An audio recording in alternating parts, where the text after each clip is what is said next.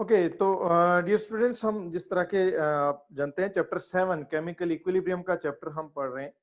और इस चैप्टर में इससे पहले इसका जो स्टार्ट का कुछ पोर्शन है उसमें हम डिस्कस कर चुके हैं उसको हम, जिसमें इक्विलिब्रियम कांस्टेंट क्या होता है, इक्विलिब्रियम स्टेट क्या है, उसकी टाइप्स, होमोजेनस, हेटेरोजेनस इक्विलिब्रिया, फिर इक्विलिब्रियम कांस्टेंट की एक्सप्रेशन डिराइव करना, डिफरेंट टाइप्स के होमोजेनस इक्विलिब्रिया के लिए कैसे हम लिखते हैं इक्विलिब्रियम कांस्टेंट की एक्सप्रेशन, केसी की एक्सप्रेशन, हेटेरोजेनस के लिए हम कैसे लिखते हैं, फिर equilibrium constant in terms of concentration, equilibrium constant in terms of partial pressure, in equilibrium constant in terms of number of moles, in terms of mole fraction, Kc, Kp, Kn और Kx जिसको हम कहते हैं, और उनके inter conversion, आपस में उनका रिलेशन, ये सारी चीजें हम डिस्कस कर चुके।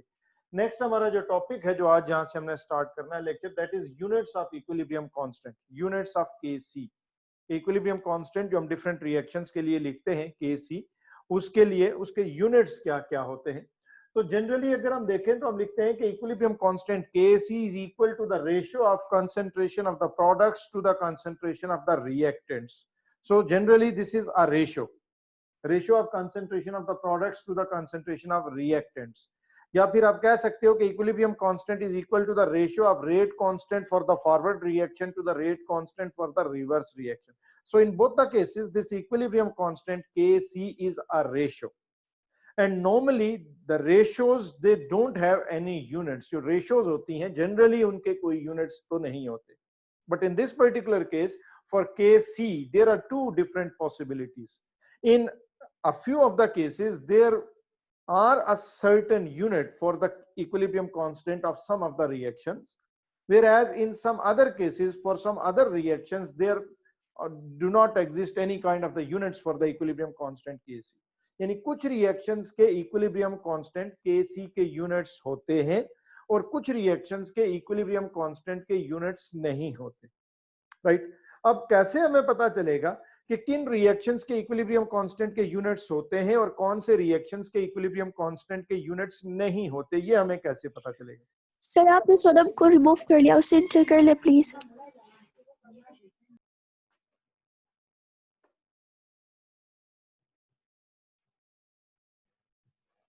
Okay, so equilibrium constant is the ratio of products, concentration of the products to the concentration of the reactants. And normally we know ratios do not have any kind of the units, but in case of equilibrium constant, कुछ reactions के equilibrium constant के कुछ units होते हैं और कुछ reactions के लिए फिर equilibrium constant के units नहीं होते। अब हमें कैसे पता चलेगा कि किस reaction के equilibrium constant के कोई units हैं और किस reaction के equilibrium constant के units नहीं हैं? उसके लिए हमें उन रिएक्शंस की बैलेंस्ड केमिकल इक्वेशंस को देखना है। अगर किसी केमिकल रिएक्शन की बैलेंस्ड केमिकल इक्वेशन में the total number of moles of the reactants are equal to the total number of moles of the products, then the equilibrium constant for that reaction will have no units. जिस reaction की balanced equation में reactants के, सारे reactants के total number of moles, उनके number of moles का sum, coefficients का सम और प्रोडक्ट्स के नंबर ऑफ मोल्स का सम इक्वल होगा, सेम होगा, उस रिएक्शन के इक्विलिब्रियम कांस्टेंट के कोई यूनिट्स नहीं होंगे। और जिन रिएक्शंस में the total number of moles of the reactants will not be equal to the total number of moles of the products, ऐसे रिएक्शंस के इक्विलिब्रियम कांस्टेंट Kc के कोई यूनिट्स होंगे। तो ये हमें बैलेंस्ड इक्वेशन को देख के पता चल जाता है कि किस रिएक्शन के इक्विलिब्रियम कांस्टेंट के कोई यूनिट्स होंगे और किसके नहीं होंगे। जिस रिएक्शन में the total number of moles of the reactants are equal to the total number of moles of the products, there will be no units for equilibrium constant.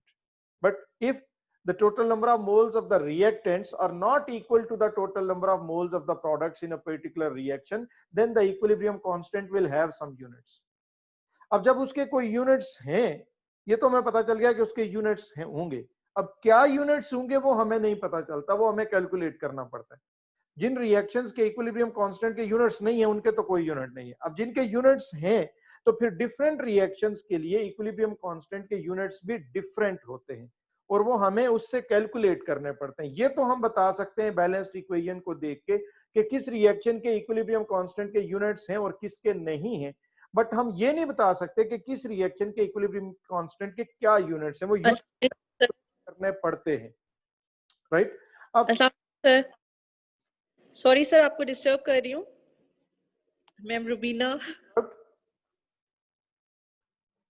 Okay, सो हमने डिस्कस किया कि by looking at the balanced chemical equation of a chemical reaction, we can identify that which of the chemical reaction will have a unit for its equilibrium constant Kc and which of the reactions will have no unit for their equilibrium constant. कैसे पता चलेगा? If the total number of moles of the reactants in the balanced chemical equation are equal to the total number of moles of the products, then there will be no units for equilibrium constant Kc. But if the number of moles of the reactants are not equal to the total number of moles of the products in a balanced chemical equation, then that reaction will have some units for its equilibrium constant. For example, अगर मैं एक reaction लिख रहा हूं, यहाँ पे hydrogen, 1 mole of hydrogen reacts with 1 mole of chlorine to form 2 moles of hydrogen chloride. So इस केस में अगर हम देखें तो reactants के total number of moles, 1 mole of hydrogen and 1 mole of chlorine, there are 2 moles. And the total number of moles of the products HCl वो भी 2 moles ही है. So total number of moles of the reactants are equal to the total number of moles of the products. So it means this reaction will have no units for equilibrium constant, right? On the other hand, अगर मैं कोई दूसरा एक reaction लिख दूं, 2 moles of sulfur dioxide reacts with 1 mole of oxygen to form 2 moles of sulfur trioxide. In this case, here we have 2 moles of sulfur dioxide and 1 mole of oxygen, means a total of 3 moles of reactants. Whereas in the products, we have 2 moles of sulfur trioxide, only 2 moles of the products. So in this particular case, the number of moles of the reactants are not equal to the number of moles of the products. So it means this reaction, the second reaction, will have some units of its equilibrium constant, whereas the first reaction will have no units for its equilibrium constant. तो अब क्यों ऐसा होता है उसके लिए हम देख लेते हैं. पहले हम फर्स्ट रिएक्शन की एग्जांपल लेते हैं, जो HCl और Cl2 react to form HCl. उसके लिए हमें सबसे पहले उस रिएक्शन के इक्विलिब्रियम कांस्टेंट की एक्सप्रेशन डिराइव करनी है. Kc लिखेंगे इसके लिए. ये होमोजेनस इक्विलिब्रियम है, सारी गैसेस हैं, तो होमोजेनस इक्विलिब्रियम में आपको तो नहीं देखना कि कौन सॉलिड कौन लिक्विड, प्योर इम्प्योर, आपने सब लिखने होते हैं. तो इसके इक्विलिब्रियम कांस्टेंट की एक्सप्रेशन क्या हो जाएगी? The concentration of HCl raised to the power 2 divided by concentration of H2 raised to the power 1 into concentration of Cl2 raised to the power 1. Right, ये हो गई इसके इक्विलिब्रियम कांस्टेंट की expression. अब इस इक्विलिब्रियम कांस्टेंट की expression में हम सारी कंसंट्रेशंस की जगह उनके यूनिट्स हम लिखेंगे और कैलकुलेट करेंगे. सो यूनिट्स फॉर Kc क्या होंगे? HCl की कंसंट्रेशन के यूनिट्स है मोल्स पर DM cube, raise to the power 2 है तो whole square, divided bye H2 की कंसंट्रेशन के यूनिट्स है मोल्स पर DM cube, raise to the power 1 है in this case. And Cl2 की कंसंट्रेशन, उसके भी यूनिट्स क्या हो गए? Moles per DM cube. Now moles per dm cube into moles per dm cube. This will be moles per dm cube whole square divided by, इन दोनों को multiply करेंगे तो इनका भी स्क्वायर हो जाएगा, moles per dm cube whole square. अब दोनों न्यूमरेटर में डिनोमिनेटर में moles per dm cube का स्क्वायर है, तो इसको आप ये कट जाएगा, तो Kc के लिए कोई यूनिट्स नहीं बचेंगे. So in this particular case Kc will have no units. हमने स्टार्ट में कहा था कि जिन रिएक्शंस की बैलेंस्ड केमिकल इक्वेशन में total number of moles of the reactants will be equal to the total number of moles of the products, there will be no units for their equilibrium constant.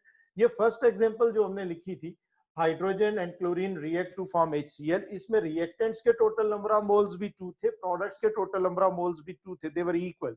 तो ऐसे reactions के लिए equilibrium constant का कोई unit नहीं होना चाहिए, और हमने उस रिएक्शन के लिए ये इक्विलिब्रियम कांस्टेंट के यूनिट्स डिराइव करके देख लिए कि उसके लिए इक्विलिब्रियम कांस्टेंट के कोई यूनिट्स नहीं होते. तो ये एक एग्जांपल हमने की है. ऐसे कोई भी रिएक्शन जिसमें the total number of moles of the reactants will be equal to the total number of moles of the product, आप उसके लिए ऐसे ही इक्विलिब्रियम कांस्टेंट के यूनिट्स डिराइव करो. At the end all of the units will get cancelled and that equilibrium constant will have no units, right? दूसरी तरफ हमने ये कहा कि जिन reactions के equation में the total number of moles of the reactants are not equal to the total number of moles of the products, they will certainly have some units for their equilibrium constant. और ये जो second example हमने लिखी हुई है इसमें ऐसा ही है, रिएक्टेंट्स के टोटल नंबर ऑफ मोल्स कितने 3, प्रोडक्ट्स के टोटल नंबर ऑफ मोल्स 2, वो इक्वल नहीं है, तो इस रिएक्शन के लिए इक्विलिब्रियम कांस्टेंट के कुछ यूनिट्स होने चाहिए। अब क्या यूनिट्स होने चाहिए वो हम डिराइव करते हैं, पहले उसके लिए केसी की एक्सप्रेशन लिखेंगे। इसके लिए तो concentration of sulphur trioxide raised to the power 2 divided by concentration of sulphur dioxide raised to the power 2 into concentration of oxygen raised to the power 1। ये इसके केसी की एक्सप्रेशन हो गई। अब इन सारी कंसेंट्रेशंस की जगह आप इनके यूनिट्स यूज करोगे। So concentration of sulphur trioxide moles पर DM cube whole square divided by concentration of sulphur dioxide moles पर डीएम क्यूब होल स्क्वायर, इसकी भी पावर 2 है, into concentration of oxygen moles पर डीएम क्यूब। अब इस केस में दिस मोल्स पर DM cube whole square and this moles पर डीएम क्यूब होल स्क्वायर ये कट जाएगा। So units of KC will be 1 over moles per DM cube, और ये नीचे है इसको ऊपर ले जाएं तो dm raise to the power -3 है तो ये +3 हो जाएगा, डीएम क्यूब मोल्स की पावर 1 है तो ऊपर जाके -1 हो जाएगी पर मोल, डीएम क्यूब पर mole. So now the equilibrium constant KC is having certain units DM cube पर मोल। तो दो एग्जांपल्स हमने ली। फर्स्ट एग्जांपल में the total number of moles of the reactants were equal to the total number of moles of the product, और हमने उसके लिए इक्विलिब्रियम कांस्टेंट के यूनिट्स डिराइव किए और हमने देखा कि इक्विलिब्रियम कांस्टेंट के कोई यूनिट्स नहीं है। सेकंड एग्जांपल में रिएक्टेंट्स और प्रोडक्ट्स के total number of moles equal नहीं थे और हमने उसके लिए केसी के यूनिट्स डिराइव किए, और आप देख लें कि अब केसी के सर्टेन यूनिट्स हैं। लेकिन एक चीज जो और मैंने आपको बताई थी कि जिन रिएक्शंस के इक्विलिब्रियम कांस्टेंट के यूनिट्स होते हैं तो वो फिर सबका कोई एक ही जैसे सेम यूनिट्स नहीं होते, डिफरेंट रिएक्शंस के केसी के यूनिट्स भी डिफरेंट होते हैं। तो हम एक दूसरी कोई एग्जांपल ऐसी लेते हैं और उसके लिए केसी के यूनिट्स डिराइव करते हैं। फॉर एग्जांपल अब हम उसके लिए एग्जांपल ले रहे हैं, nitrogen 1 mole of nitrogen reacts with 3 moles of hydrogen to form 2 moles of ammonia। Gaseous reaction है, होमोजेनस इक्विलिब्रिया।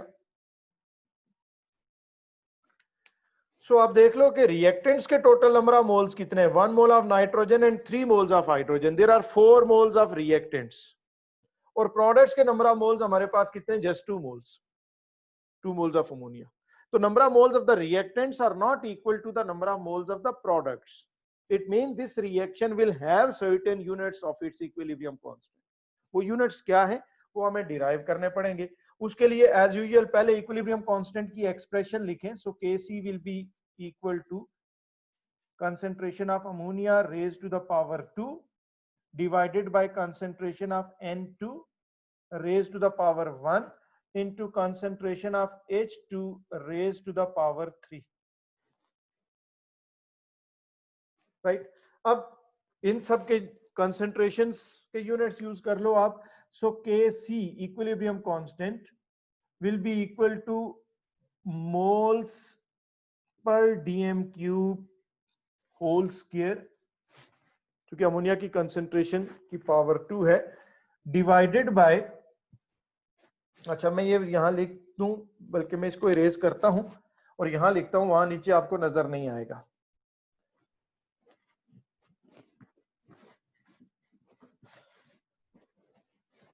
सो इस रिएक्शन के लिए जो Kc की एक्सप्रेशन हमने लिखी है, ये अमोनिया वाले रिएक्शन के लिए हो गया N2 plus 3H2 produces 2NH3. इसके Kc की expression concentration of NH3 raised to the power 2 divided by concentration of N2 raised to the power 1 into concentration of H2 raised to the power 3. अब इनके लिए आप concentration के units use करो. So Kc is equal to ammonia की concentration है तो moles पर DM cube raise to the power 2 divided by concentration of N2 moles per dm cube raised to the power 1 and concentration of hydrogen moles per dm cube raised to the power 3. अब इनको Kc is equal to ऐसे ही फिलहाल लिख दें moles per dm cube raised to the power 2 divided bye, ये दोनों multiply हो रहे हैं और मल्टीप्लिकेशन में आपको पता है पावर्स ऐड हो जाती हैं. तो इसकी पावर 1 है, इसकी पावर 3 है, तो ये हो जाएगा मोल्स पर DM cube 1 + 3 4 raise to the power 4. अब ये डिवाइड हो रहे हैं और डिवीजन में पावर्स माइनस होती हैं, ये पावर ऊपर जाके माइनस हो जाएगी. So Kc is equal to moles पर DM cube raise to the power 2 - 4 means ये हो जाएगा मोल्स पर DM cube raise to the power -2. Powers की पावर्स आप पढ़ते हो मैथमेटिक्स में मल्टीप्लाई होती हैं. So Kc is equal to, यहां सिर्फ मोल्स है, इट मींस इसकी पावर 1 है, तो 1 multiplied by -2 moles raise to the power -2 dm raise to the power -3 है, तो -3 इंटू -2 +6. ये आप पॉजिटिव फिगर को पहले लिख दो और नेगेटिव बाद में लिख लो, तो dm raise to the power 6 per mole square, ये इसके यूनिट्स आ गए. तो आप देख सकते हो कि जिन रिएक्शंस में हमने एग्जांपल्स के साथ कर लिया, जिन रिएक्शंस में the total number of moles of the reactants will be equal to the total number of moles of the products, such reactions will have no units of Kc. वो concentration के सारे units cancel हो जाते हैं और Kc के कोई units नहीं होते. और जिन रिएक्शंस में रिएक्टेंट्स और प्रोडक्ट्स के नंबर ऑफ मोल्स इक्वल नहीं होते, अब उनके Kc के यूनिट्स होते हैं. और वो कोई Kc के जब यूनिट्स होते हैं तो कोई एक फिक्स्ड यूनिट नहीं होता उसके लिए. डिफरेंट रिएक्शंस के Kc के यूनिट्स भी डिफरेंट होते हैं, राइट. उसके लिए हमने पहले जो एक एग्जांपल ली थी, जो सल्फर डाइऑक्साइड और ऑक्सीजन का रिएक्शन जिसमें हमने कहा था, उसके लिए हमने देखा उसके Kc के यूनिट्स डिफरेंट थे, हमने डिराइव करके देख लिया. अब दूसरी एग्जांपल की हमने अमोनिया के फॉर्मेशन वाली, तो इसके इक्विलिब्रियम कांस्टेंट के यूनिट्स उससे डिफरेंट आ गए. तो पहली बात आपने जो याद रखनी है कि जिन रिएक्शंस में the total number of moles of the reactants are equal to the total number of moles of the products, there are no units for equilibrium constant Kc. लेकिन जिन रिएक्शंस के रिएक्टेंट्स और प्रोडक्ट्स के number of moles equal नहीं होते, they will certainly have some units for their equilibrium constant. लेकिन secondly फिर ये भी हमने देखा कि जिन रिएक्शंस में रिएक्टेंट्स और प्रोडक्ट्स के नंबर ऑफ मोल्स इक्वल नहीं होते और जिनके इक्विलिब्रियम कांस्टेंट के कोई यूनिट्स होते हैं, तो वो कोई एक फिक्स्ड यूनिट नहीं है. डिफरेंट रिएक्शंस के इक्विलिब्रियम कांस्टेंट के यूनिट्स भी डिफरेंट होते हैं और वो हमें उनके लिए अलग अलग कैलकुलेट करने पड़ते हैं, डिराइव करने पड़ते हैं, और उसकी हमने प्रैक्टिस कर ली. नेक्स्ट, इसके बाद जो नेक्स्ट हमारा टॉपिक है, बीच में से कुछ टॉपिक्स जो हैं वो इस सेशन के लिए वो एक्सक्लूडेड है, जिसमें ways to recognize the equilibrium state है, फिजिकल मेथड, केमिकल मेथड, वो एक्सक्लूडेड है. नेक्स्ट जो टॉपिक इंक्लूडेड है अब हमारे इस साल के सिलेबस में, वो है application of equilibrium constant. Applications of equilibrium constant. Equilibrium constant जो Kc है, इसके यूजेस क्या क्या हैं, इसकी एप्लीकेशंस क्या क्या हैं, और इसको यूज करके हम क्या क्या चीजें फाइंड आउट कर सकते हैं. The first application is to predict, to identify, to find out the direction of a chemical reaction at a particular time using the equilibrium constant of a chemical reaction. We can find out the direction of that chemical reaction at a particular time. यानी किसी भी reversible reaction में after a certain time, like reaction start होने के 5 minutes के बाद हम ये फाइंड आउट कर सकते हैं कि वो रिएक्शन किस डायरेक्शन में प्रोसीड कर रहा है, फॉरवर्ड डायरेक्शन में, रिवर्स डायरेक्शन में, या फिर वो इक्विलिब्रियम स्टेट में है 10 मिनट्स के बाद, 15 मिनट्स के बाद। तो डिफरेंट टाइम्स के ऊपर किसी रिएक्शन के अंदर हम ये आइडेंटिफाई कर सकते हैं कि एट दैट पर्टिकुलर टाइम वो रिएक्शन किस डायरेक्शन में प्रोसीड कर रहा है। अच्छा, अब एक चीज जो हम पढ़ चुके कि जो रिवर्सिबल रिएक्शंस होते हैं वो हर टाइम पे दोनों ही डायरेक्शंस में प्रोसीड कर रहे होते हैं। They proceed in the forward direction as well as in the reverse direction. तो हम ऐसा तो नहीं कहते, ऐसा तो नहीं होता कि किसी एक टाइम पे रिएक्शन सिर्फ फॉरवर्ड डायरेक्शन में प्रोसीड कर रहा हो और वो उस टाइम पे रिवर्स डायरेक्शन में प्रोसीड ना करे, या कोई रिएक्शन जो है वो किसी पर्टिकुलर टाइम पे रिवर्स डायरेक्शन में प्रोसीड कर रहा है तो फिर वो फॉरवर्ड डायरेक्शन में ना करे। रिवर्सिबल रिएक्शंस तो ऑल द टाइम दोनों डायरेक्शंस में ही प्रोसीड कर रहे होते हैं। तो फिर हम जब ये बोल रहे हैं कि एट अ टाइम हम ये फाइंड कर सकते हैं कि रिएक्शन फॉरवर्ड डायरेक्शन में प्रोसीड कर रहा है, रिवर्स में कर रहा है या इक्विलिब्रियम स्टेट में है, तो इसका मतलब क्या है? तो एक्चुअली होता ये है कि जब हम किसी रिवर्सिबल रिएक्शन के लिए ये बोलते हैं कि reaction is proceeding in the forward direction, तो इसका मतलब एक्चुअली ये होता है कि at that particular time the rate of the forward reaction is faster than the rate of reverse reaction. Actually तो रिएक्शन दोनों ही डायरेक्शन में प्रोसीड कर रहा होगा, वो रिवर्सिबल रिएक्शन है। लेकिन जब हम ये बोलेंगे कि reaction is proceeding in the forward direction at that particular time, तो इसका मतलब है उस टाइम पे फॉरवर्ड रिएक्शन का रेट फास्टर है as compare to the reverse reaction. और सिमिलरली जब हम ये बोलेंगे कि reaction is proceeding in the reverse direction, तो इसके मीनिंग्स एक्चुअली ये होंगे कि at that particular time the rate of the reverse reaction is faster than the rate of forward reaction. और जब हम ये बोलेंगे कि reaction is at equilibrium state, तो फिर इसका मतलब ये होगा कि उस टाइम पे फॉरवर्ड और रिवर्स रिएक्शन के रेट्स इक्वल हैं, इक्विलिब्रियम स्टेट एस्टेब्लिश हो चुकी है, राइट। रिवर्सिबल रिएक्शंस हर टाइम पे दोनों ही डायरेक्शंस में प्रोसीड कर रहे होते हैं, फॉरवर्ड में भी रिवर्स में भी। ऐसा नहीं होता कि किसी टाइम पे वो फॉरवर्ड डायरेक्शन में प्रोसीड कर रहा है तो रिवर्स में नहीं कर रहा, या फिर किसी टाइम पे वो रिवर्स डायरेक्शन में प्रोसीड कर रहा है तो फॉरवर्ड में नहीं होता। एक्चुअली तो ऐसा नहीं होता। लेकिन जब हम ये बोलेंगे कि at a particular time reaction is proceeding in the, का मतलब एक्चुअली ये होगा कि at that particular time the rate of the forward reaction is faster than the rate of reverse reaction. और सिमिलर एट सम टाइम जब हम ये कहेंगे कि reaction is proceeding in reverse direction, तो it means that at that particular time rate of the reverse reaction is faster than the rate of forward reaction. और जब हम ये कहेंगे कि reaction is at equilibrium state, तो it means at that particular time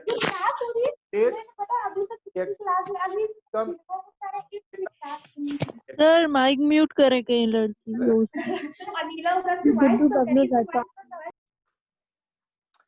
okay, तो हम कैसे फाइंड आउट करेंगे फिर कि at a particular time during a reaction उस रिएक्शन की डायरेक्शन क्या है, वो फॉरवर्ड डायरेक्शन में प्रोसीड कर रहा है, रिवर्स में कर रहा है, या कि फिर इक्विलिब्रियम स्टेट में।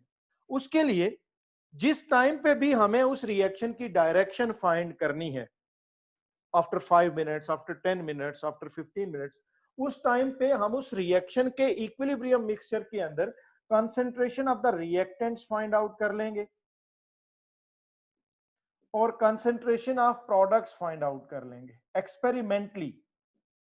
उस रिएक्शन मिक्सचर के अंदर हम फाइंड आउट करेंगे कि उसमें रिएक्टेंट्स की कंसंट्रेशन क्या है और प्रोडक्ट्स की कंसंट्रेशन क्या है। जिस टाइम पे हमें उस रिएक्शन की डायरेक्शन फाइंड करनी है, उस टाइम पे उस रिएक्शन मिक्सचर के अंदर प्रोडक्ट्स और रिएक्टेंट्स की कंसंट्रेशंस हमने फाइंड करनी है। एक्सपेरिमेंटली ये किया जाता है। अब वो टॉपिक एक्सक्लूड हो गया है, उसके लिए कुछ फिजिकल मेथड्स भी होते हैं, कुछ केमिकल मेथड्स भी होते हैं, but using a suitable method हमने उस रिएक्शन मिक्सचर के अंदर रिएक्टेंट्स की कंसंट्रेशन फाइंड कर ली और प्रोडक्ट्स की कंसंट्रेशन फाइंड कर ली। फिर इन कंसंट्रेशंस की रेशियो हम कैलकुलेट करते हैं, ratio of concentration of the products to the concentration of reactants.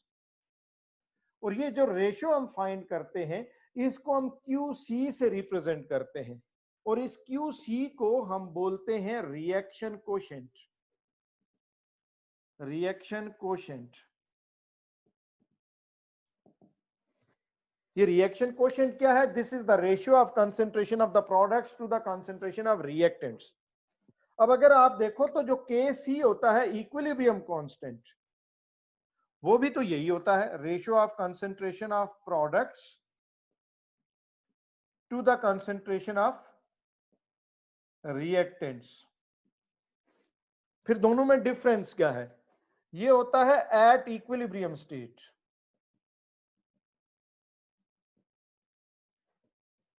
Sir ये होता है at any time. At equilibrium state of a chemical reaction, the ratio of concentration of the products to the concentration of reactants is known as equilibrium constant Kc. But at any time, जरूरी नहीं फिर के equilibrium state established हो, at any time during the reaction, the ratio of concentration of the products to the concentration of reactants is known as reaction quotient, and that is represented by Qc. अब देखो equilibrium state पे तो हम पढ़ चुके कि products और reactants की कंसेंट्रेशंस कांस्टेंट होती है, इसलिए उनकी रेशियो भी क्या होती है? कांस्टेंट होती है। तो फिर Kc की वैल्यू भी क्या होती है? वो कांस्टेंट ही होती है। But other than equilibrium state, reactants और प्रोडक्ट्स की कंसेंट्रेशंस कांस्टेंट तो नहीं होती, वो तो चेंज होती रहती हैं। और जब ये प्रोडक्ट्स और रिएक्टेंट्स की कंसेंट्रेशंस कांस्टेंट नहीं है तो उनकी रेशियो भी कांस्टेंट नहीं है, वो भी चेंज होती रहेगी, यानी Qc की वैल्यू भी कांस्टेंट नहीं होती, वो चेंज होती रहती है। तो हर रिएक्शन के Kc की तो एक कांस्टेंट वैल्यू होती है, बट Qc की वैल्यू कांस्टेंट नहीं होती, वो डिफरेंट टाइम्स पे डिफरेंट होती है। रिएक्शन स्टार्ट होने के 1 मिनट बाद आपने Qc की वैल्यू कैलकुलेट की, वो कुछ और होगी, 2 मिनट्स के बाद कुछ और होगी, 3 मिनट्स के बाद कुछ और होगी, 5 मिनट्स के बाद कुछ और होगी। तो डिफरेंट टाइम्स पे जो Qc की वैल्यू हम फाइंड करते हैं that will be different, but the value of Kc for a reaction will remain constant, right. अब हमने क्या करना है कि जिस टाइम पे हमने उस रिएक्शन की डायरेक्शन फाइंड करनी थी, उस टाइम पे उस रिएक्शन के Qc की वैल्यू हमने डिराइव की। Kc की वैल्यू कांस्टेंट है, वो हमें पता है। अब हमने उस Qc की वैल्यू को Kc से कंपेयर करना है।